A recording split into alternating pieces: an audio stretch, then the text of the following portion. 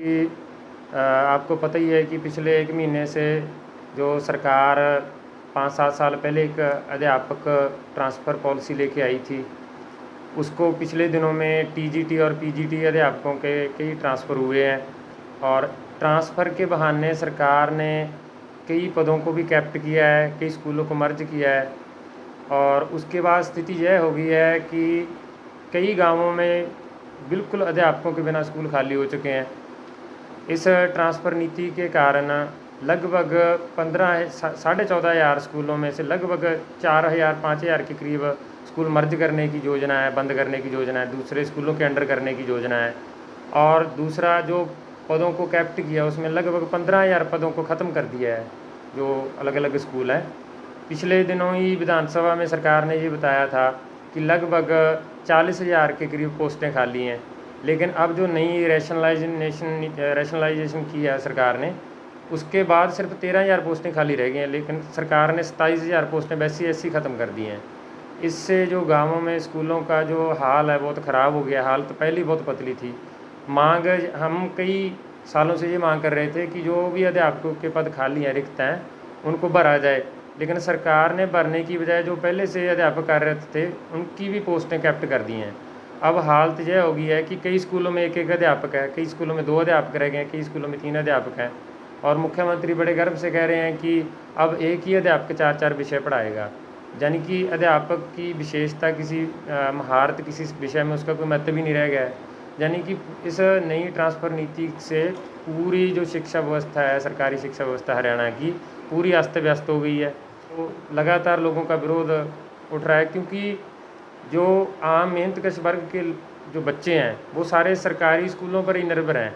अगर सरकारी स्कूल ही ख़त्म कर दिए जाएंगे तो वो जाएंगे कहाँ? जैसे मैं आपको उदाहरण बताता हूँ, सरकार नई नीति लेके आई है कि 50 से कम विद्यार्थियों वाले स्कूल मर्ज कर दिए जाएंगे। अब गांव रोड़ी में यह हुआ है कि कन्या विद्यालय में लगभग 213 विद्यार्थियाँ छात्राएँ थी, उस स्कूल को मर्ज कर दिया है, ख़त्म कर दिया है। मतलब 213 छात्राएँ, जो एक बड़ा स्कूल है, उसको मर्ज कर दिया है। कालूआना में मर्ज कर दिया है, 50 से ज़्यादा विद्यार्थी थे। यानी कि एक शहर के कस्बे का एक सरकारी स्कूल होगा, सीनियर सेकेंडरी स्कूल, उसके अंडर जितने स्कूल होंगे वो उसके अंडर काम करेंगे। उनका ना कोई प्रिंसिपल होगा, ना कोई पक्की पोस्ट होगी, सारे वहाँ से अध्यापक पढ़ाने जाया करेंगे जब बच्चे सीनियर सेकेंडरी स्कूल में पढ़ने आया करेंगे।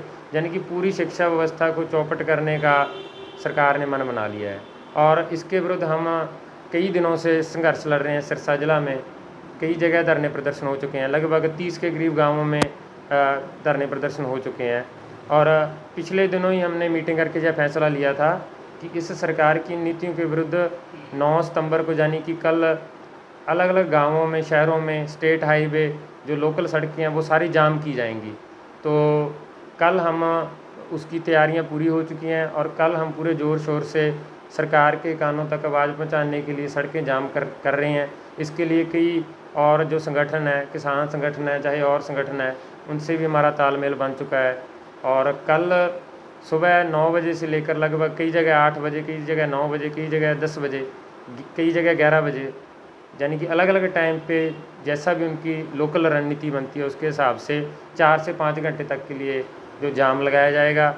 और हम यह पहले ही स्पष्ट कर देना चाहते हैं कि जो जाम में भाग भी लेंगे या आसपास के लोग हैं कि वो आसपास जाने से थोड़ा परहेज़ करें, क्योंकि सड़कें पूरी तरीके से जाम होंगी। किसान आंदोलन में यह हुआ था कि केवल नेशनल हाईवे जाम होते थे, अब लोकल सड़कें भी जाम होंगी, इसलिए आपको आने जाने में परेशानी ना हो, इसलिए हम पहले ही बता देते हैं कि किसी भी वाहन को गुजरने नहीं दिया जाएगा। सिर्फ आपातकालीन जो एमरजेंसी सेवाएं हैं उनके लिए ही सड़क खोली जाएगी, इसके अलावा किसी वाहन को आने जाने नहीं दिया जाएगा।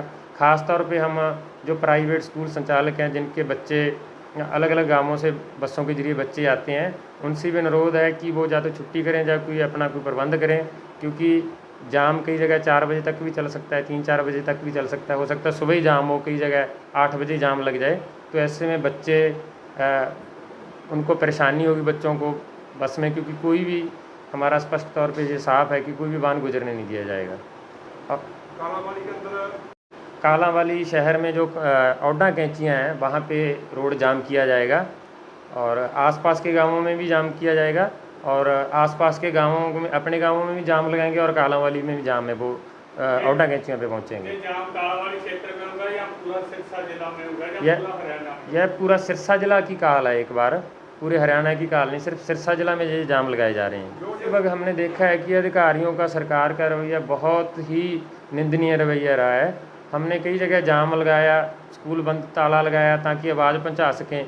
कई जगह ऐसा हुआ कि कोई अधिकारी या कोई सुध बुध लेने नहीं आया।